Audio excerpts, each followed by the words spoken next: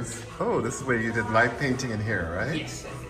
And the name is, how do you pronounce your name? Kamorudeen Aruna, And you're from, Nigeria. and how you describe yourself, your background and your work? I'm a Afro-surrealistic painter, and my focus is just to capture kids. And I actually remember. Yes, I came to your show. No, I know you. And I love seeing when folks, I meet them and then they're doing other things. This is amazing. Yeah, So much. yeah. My primary goal is just to capture kids, the complexity of life, and just to talk about the everyday emotions. Okay, great. Well, let me see what you got. Of course. Welcome to the studio. I'm currently Nia's summer artist in residence. Right. I've been working for the past 3 weeks. Tonight I'm going to be showing a couple of those pieces. And here's the work that I'm currently working on. Okay. A lot of the work that's around, I've done that last year and a couple this year. And take me through some of these first. Let me see. So But even before you start, sorry, why kids?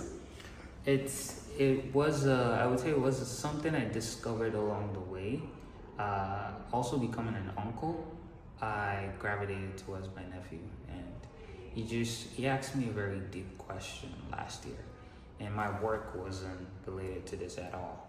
And he asked me what my work was, what was the mission of my work, and I couldn't answer him at the time. And just coming back with that question in my head, I needed to find something. And then, when you have this moment where you're just looking through your background, you're looking through stuff you've done in the past.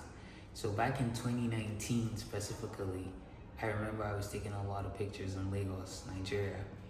I would just go around with my camera, and I remember specifically I was taking pictures of kids, and for some reason I had so much folder with kids and their poses and their complexity, and just looking through all that, I also tapped into my inner child. And over time I realized that even as adults, it's such a unique topic that everybody can relate to regardless of race, color, gender. We were all kids. So I realized that was a unique topic I could utilize on to pass my story, my narrative out there. So that's why I give it a subject matter in my work. Everything else takes form around them, but they are like the center, attention. They help me to talk to any audience, And while your focus is kids, do you ever find you do any other work at the same time, just for whatever reason? Commissions, yes, but primarily because my main goal is to become an art educator and a pioneer in what I do. So I realized that I'm aiming for institutions, so I really don't take on work that deviates from what I already create. I usually mostly create based on what I already found love within. So I never really do something far off. It's usually within the same theme. And I've gotten a really, really good feedback from the audience. So it's pushed me to even push the boundaries of my work and do something more. Talk about more things.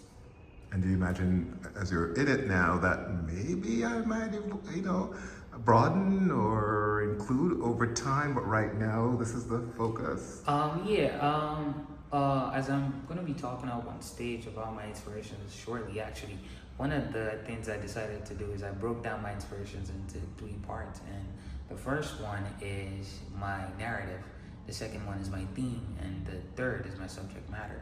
Right. The subject matter is kids, the narrative is everyday emotion, and the theme is Afro-surrealism.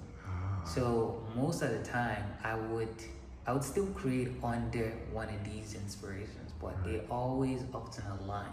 And the reason why I brought that up is I recently just made a piece of my friend. His name is Kevin. He's actually an Asian guy that I met when I came to Toronto.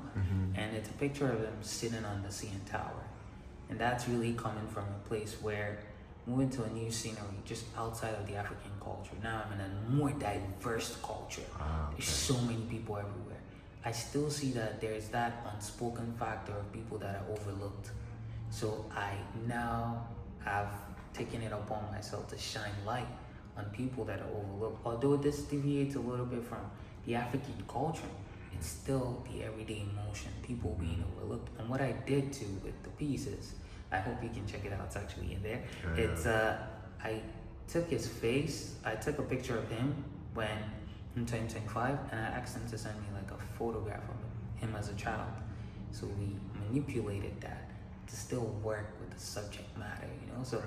even if I would, the narrative might change just because of everyday emotion, things that are going on around us. It might change just based off that. It still remains within the uniqueness of kids because everybody can relate to that. I just had the photographer in there. It was just like, I used to pose like that as a kid, and that for me is a job well done. Yeah, and also probably still your style, the Afro-Surrealist style is still your Exactly. style, right? And the narrative of the more marginalized, overlooked, invisible, you're still creating visibility. So the theme within it sounds like it's still consistent, right? Yes. And is a lot of your work reflecting African kids, Black kids, or Nigerian kids, or in terms of what you're... Yes, and one thing about that is also a lot of people might not know this, but even where I'm from, Lagos, Nigeria, just Nigeria, the broad context, is actually more than 350 ethnic groups. Yeah. So it's diverse. Yeah. So it's just like Toronto, like there Right. are people within Nigeria that are like they're a different culture entirely. So it's like even the kids that you see here, Right. some of them are from different cultures. Right. But they're Nigerians. Yeah. So it still breaks that boundary of, and my work isn't very specific. It's often to the wider audience. So I try to always put the message before the actual, like, either specific or this person being from this specific place. It's usually the wider audience. So I feel like more people even gravitate towards emotions and the kids than even where they're from. They often want to know that after. So it's like it still sticks within the themes. No, but I love that you're making the point that, you know, again, we always say Black people are not a monolith. Africa is not a monolith. It's a continent with multiple countries, and then each country itself is not a monolith. So when you say you're Nigerian, that doesn't automatically mean that you're Yoruba, Igbo or Fulani or Hausa. Exactly. It could be Omoro, it could be Oruba, it could be this. I started meeting people who have been telling me that other tribes. I'm like, whoa, because even I assumed only these few. And so I love that. It's funny, that's like the current theme of a lot of people Nigerians I'm meeting, is because so many of them are no longer from one of the main groups that I usually think of, you know, and then they're telling me the same thing. They're educating me a little bit about, oh, no, in Nigeria we've got like tons and tons, and then different languages, ways of speaking, cultural practices, you know, religion, spirituality, you know, like it's incredible. Yeah. So a lot of those kids a lot of them are from different cultures, but they're all Nigerian and African. I would just say the wider audience, African. Okay. Even in their expression, they emulate that African culture. You can see it from just the expression, the emotion. He has locks. Right. That's heritage. Right. That's a symbol, just being African. You know? Okay. Well, I don't want to keep you talking because I know you gotta go on stage soon. So just maybe walk me through this. A few of these. This is called Tears of the African Giant, and this is, like I said, related to people being overlooked. So when I wanted to start this piece, I was looking at a narrative of someone that had taken on a title of being called the African Giant. But to me, just personally, I felt like that title was not, it wasn't supposed to, like, I just felt like that title belonged to the people that actually live, that suffer, that are in the country, the state of the country. So what I wanted to do was I wanted to take that title and rephrase the narrative, giving people something else to look at. So here we have Tears of the African Giant, and this is actually a sequel to the first piece that I made back in 2024 actually, called The African Giant. So this is more so towards the fact that slowly we're demolishing historical landmarks. And this is a place in Nigeria. It's called Abeokuta. It's in Ogun State. And the reason why the planes are, the reference for the planes dropping bombs was in reference to World War II. And I was just researching about that and just realizing how it was so easy for that to be instigated and just so quickly it escalated. Right. And we see that a lot just in our everyday world. Like, we're slowly near an escalation that can destroy our historical landmarks. And here we have a giant whose hand and heads are as big as the plane. She could literally stop it. But the reason why she's so still amidst all the chaos and the motion going on is because I want people to look at this and think about it. If we actually had a giant in our time right now that could do so much, and we do have giants like that, but if we had people that could stand up, are we going to stand by them, stand with them, stand for them to make those changes? And just broad context, if we actually had a religious giant, so the reason why she's still now and just crying is because she has chosen to just remain still because she doesn't even know what the audience might perceive. So I leave this as a general conversation for people to look at it and be like, okay, I see this. Am I really for this? Do I get? And this specifically is just the people that have also taken on that title of that person being the African giant. So it's like, do you actually see the people there struggling that are picking the pieces up? Do you see them as the giants? If you do, are you going to be for them? Are you going to help them up so that we can stop the eradication of our historical landmarks? Okay, great. And you kept saying she. Yeah, it's actually a she. Yeah, it's a girl. Wow. Okay. Yeah, this is also a reflection, and a lot of people actually often call her the he. Yeah, that's what but I it's see. just the environment makes women even look tough, and they look bolder, stronger, Okay. resilience. Yeah. Great. And then this piece. This is Raphael. This was also in 2024. This was one of the kids that I photographed a lot. Often in my paintings, I featured him more than 3 times, and I just wanted to create a self-portrait of the emotion that caught my attention. And just a brief note, he doesn't have the dreads anymore. The last time I saw him, because I photographed him in 2019, so I saw him last year on a video call, and he doesn't have his dreads anymore. And that just was I also noticed the soul in his eyes, the joy I had left just because of the hardships. So yeah, I wanted to remind him as well, that just the way you were still, and I was looking through the viewfinder of my lens, was what made me captivated. And I want the audience to look at this too, be captivated by the emotion of those eyes. Great. And then the one below there. Oh yes, that's one of the most, I would say one of the most prominent works in my projects, like just general. It's called We Did Pose For You. And I've been working on this since 2023. What's it called again? We Did Pose For You. So it's Will you? We Right. Did Pose For You. In pigeon. Yeah, yes, exactly. It's just supposed to showcase that Black youth and just show the complexities, show that joy, remind us of the beauties, the simple joys in life, which is childhood. And when kids are given that room to grow and to be free, and this has developed into a series of 5 that I'm now working on, which is this one, that one. That's really cool. So Wow. currently working on We Post For You Part 5. Right. And We Post For You Part 4 is currently in there. In there, being okay. displayed. Yeah. And you'll talk about that in there. Your Yes. talk. Okay, so I'll wait for that to hear so that. it's really showcasing that how I saw that the main essence is how I saw kids through the viewfinder of my lens, Right. and how I see them now. I think that's the best way to put it, because here we have them on top of the world. It's as simple as that. I see kids on top of the world, and if you notice the legs, it's like someone took a picture from that angle.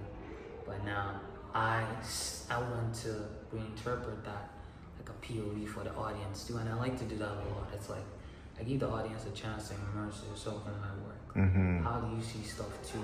You see it differently, What does that feel like for you as well?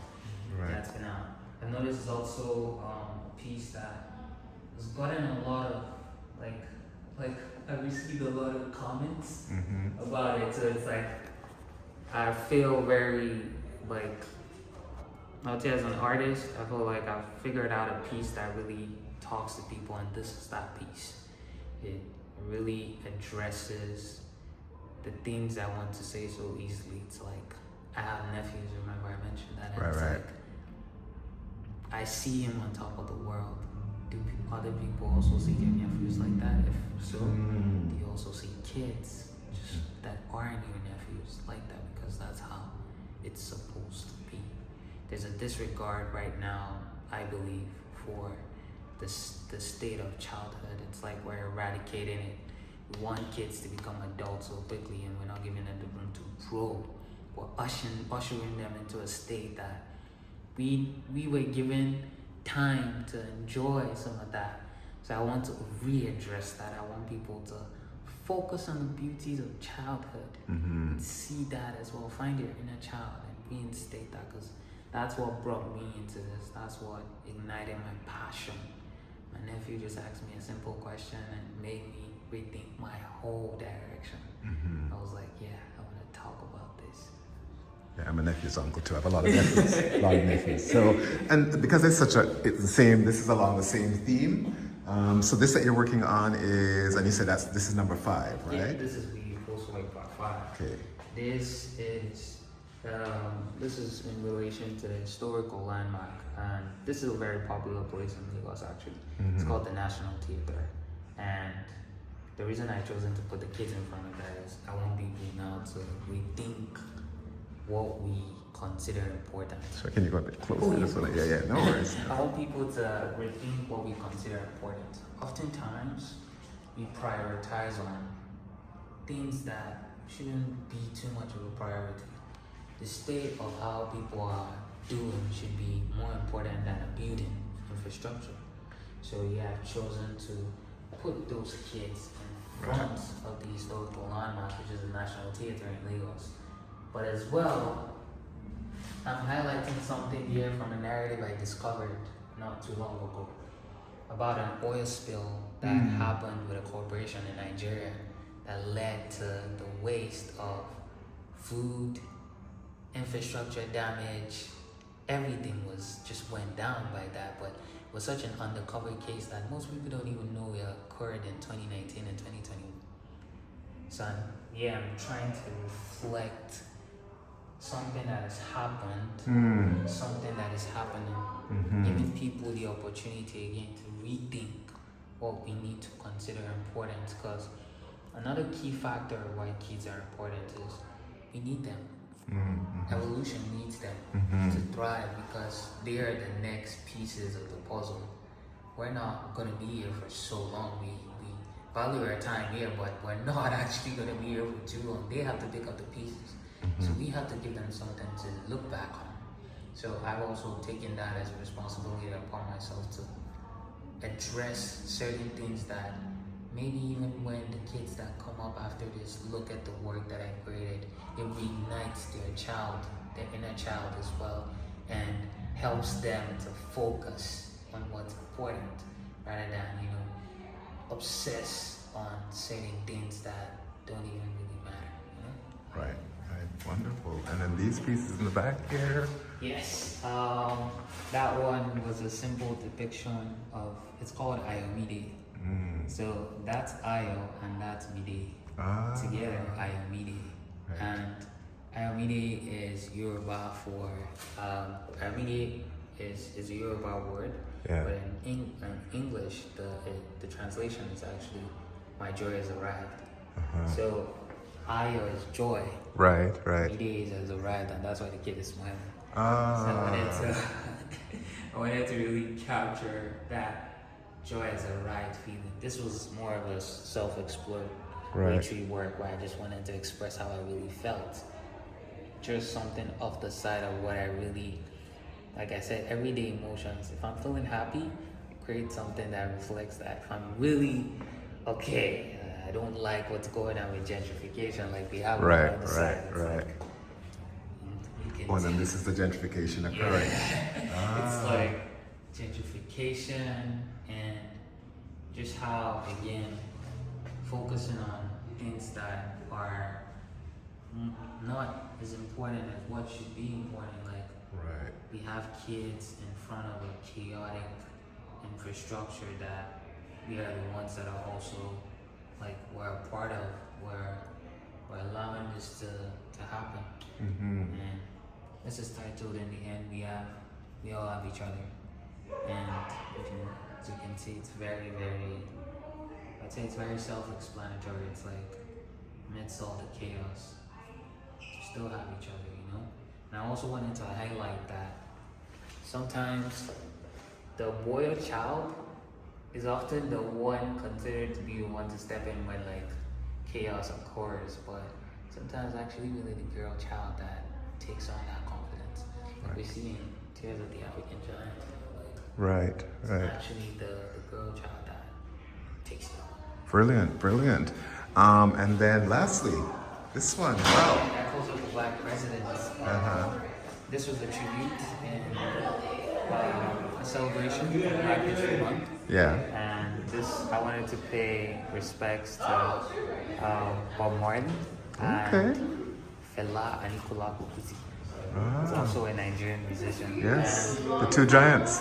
Two giants. Two giants. I have a lot of people really asking me who's the other person, but They know who Bob Marley is, though. yeah, Right. they do, because that's a pretty popular pose, and that was very intentional. Well, I'm a yardie, so.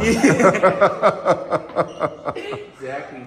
So, But I know fella too, because he's my music, Afrobeat. He's I the. love that you the- do. Like, I yeah, actually love that you do, because it makes it easier to explain that you would, if you definitely looked at both of them, their works. Like, Yes. although they didn't take on titles of presidents, politicians, they were activists that spoke for what, like, really mattered. And here we just have a kid reiterating what his Right. inspirations are through the pose.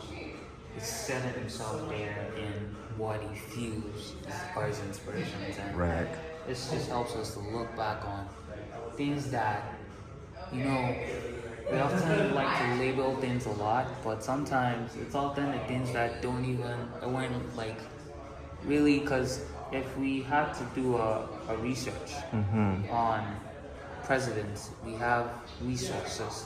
If we had to do a research on Fela, we would really have to go in depth, because these two people really didn't get as much grand stage as they should have. Yes. Like, I know they a lot of people really respect them, but I respect them so much that they should have gotten the titles of presidents.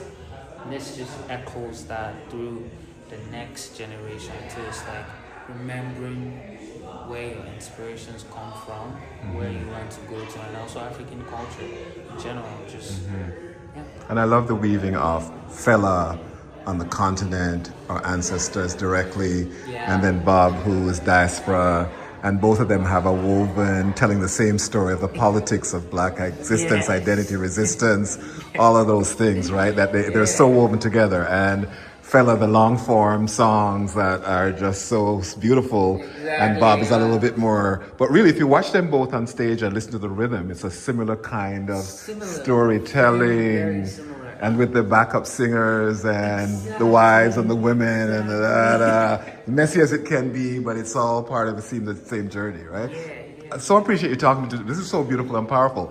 Couple last few questions. One thing, you can talk about, you take photos. Do you often take a photograph as part of your process? Like you take photos and then you do treatments, or is that kind of your process? Yeah, that's a huge part of my process. I currently have a really large archival storage of pictures that I've taken. So oftentimes when I have my narrative, I just look through poses that reflect that. And this is a very good adoration and a good representation of that, because I took the narrative, which was Black presidents I wanted to echo, and then I took a picture of this kid, and surprisingly his hands were like this. Oh, so it wow. only makes sense to point towards those inspirations and to remind people, you know, where certain inspirations come from and how they can inspire the next generation. Right.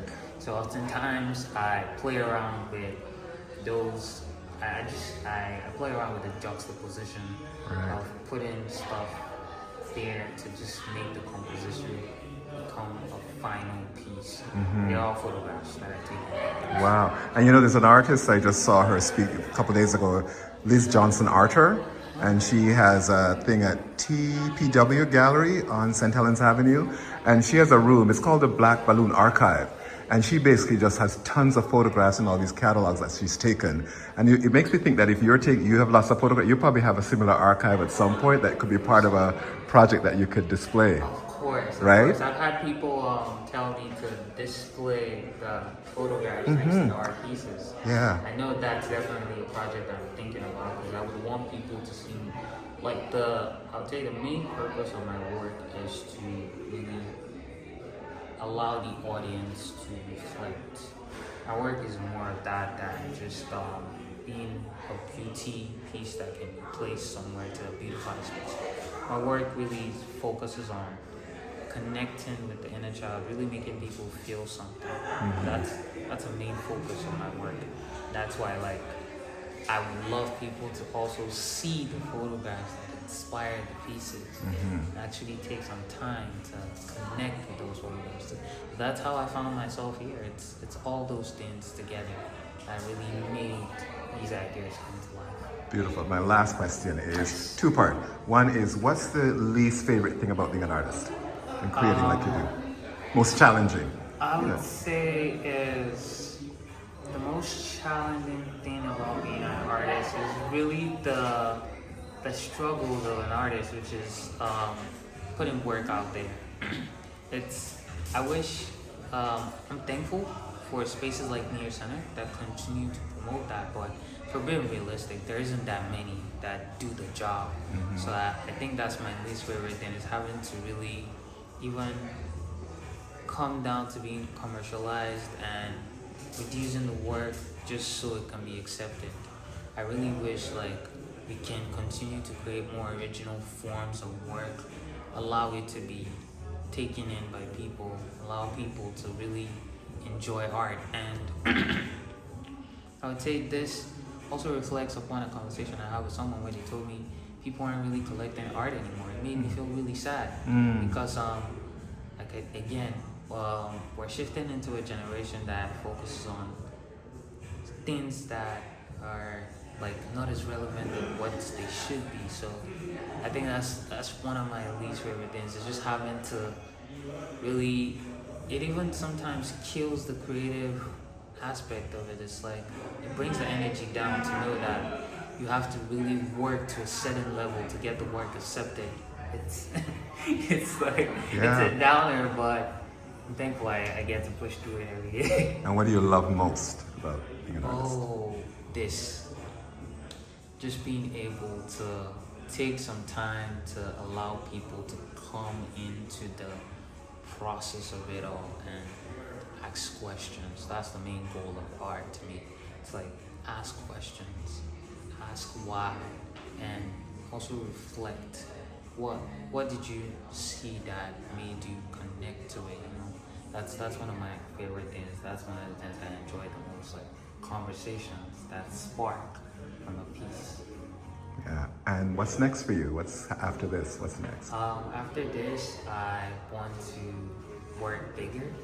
I started out very small, kept on going bigger. This is my biggest yet. Now that I'm working on this, I want to go bigger. So I definitely want to go bigger and Kanye Wiley is often an inspiration to me. So I'm pretty sure you've seen how big. Yes. I've gone to see shows. Yeah. Yeah, and I'm really aiming for institutional level in my work. So I would hope to go bigger to the point where it's an institution, hopefully. Did you have a mentor for this as you were doing this, or did you just do this just a residence on your own? You didn't have working with a mentor or anything like that? Oh no, not until I got the residence. Actually, okay. I've just been. And in the residency, was there a mentor with you in the residency? Yes, who was it? I currently have Ed T, and I believe I'll be having Ashley McKenzie. Oh, great. Yes. Good people. Awesome. Excellent, She's awesome. excellent. Yeah. And lastly, how do people follow up with you if they want to get in touch? Or... So on my website, my website is called www.lookitscam.com. The cam is with a K, no spaces, So no spell that out underscores. so people can... LOOKITSKAM.com. Okay. And on my Instagram and all socials, it's Kamorudeen, KAMORUDEENARUNA on all socials. You can find me anywhere. Brilliant. Thank you so much. I mean, ever since I saw your work at the show, And the Black Art Fair. yeah, I've been sort of keeping my eye out. And then when I heard that you're one of the artists, I said, okay, I had to come and hear you talk. So I look forward to hear a bit more from when you're in there. Thank you, man. And good luck on your journey. All right.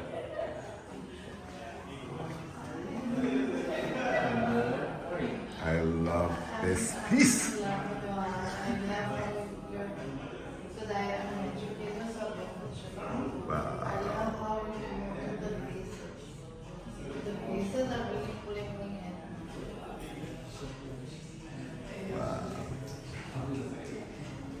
So good. I know you've seen all of these, but I have to go around again. This is really a powerful piece about gentrification, which is happening all over the world, just so you all know. It's not just here in these North American places and in the global north. It's also happening in the global south and the east, where, you know, and it's not necessarily white people or foreigners, it's sometimes our own, you know, young, you know, professionals who are achieving class status and who want to move into certain areas and then sometimes behave similarly, right? Because they're developing condominiums or housing that displaces sometimes local folks. So yeah, it's a conversation everywhere, right? And yes, sometimes it is foreigners and foreign interests, and Lord knows the returnees, we gotta figure out a clearly more ethical path, or an ethical path for how that all happens, right? I can't wait to see this finished. So you're seeing it raw. All right. And then this piece. Love the faces. Don't shoot. I just saw that, just got that. In the water. And then this one. Again, this one, so great that he also makes this almost non-binary, gender non-conforming in terms of the image of this, because even the way she's dressed. All right? You know, you think of a tomboy-ish kind of dealio. And then these are amazing.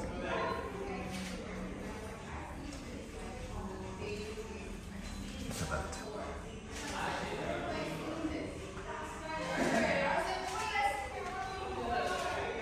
Listen, there's so much more I could ask him, so you all are watching this probably thinking, why didn't you ask him this? Why didn't you ask him that? So maybe you can DM him or message him and get more of that information. I know I never asked what cost these things cost.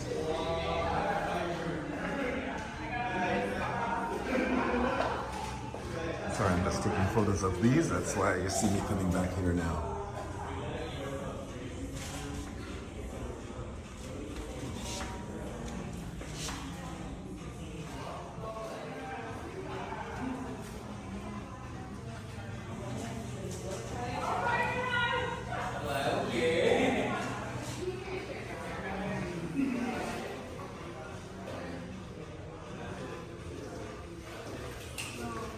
And then this one.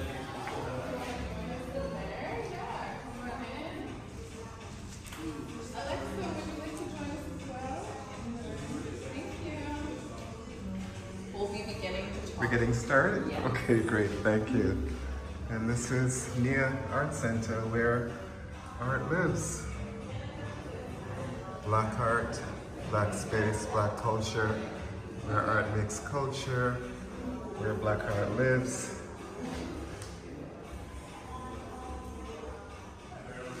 So that's it. Gorgeous, eh? And this family. fun. It's like you're never happy when you get a good job out of that. You come home when you're just tired. You just drain because it's just like you just like give your heart to the machine. Yo! The drip. What's the drip from? What's the... So it's made by my brother actually. I remember you did this last year too. Yes, yes. It's made by my brother actually. His name is Amatash, Borokani Taylor International. Okay. He's in Nigeria actually. And what's his IG so people can... Borokani, BOROKANI _Taylor Yeah. _INT. Good, no, because it's like you wear him pretty much almost exclusively. Yeah, almost exclusively, like custom. Yeah, you know, each one, in my culture we say one hand wash the other. So it's beautifully done. He knows. All right, I look forward to the talk, man. Okay. Thanks for coming, Kevin. So this is near center. Yeah, I didn't see it on there. All right. Here in Toronto's West End. All right.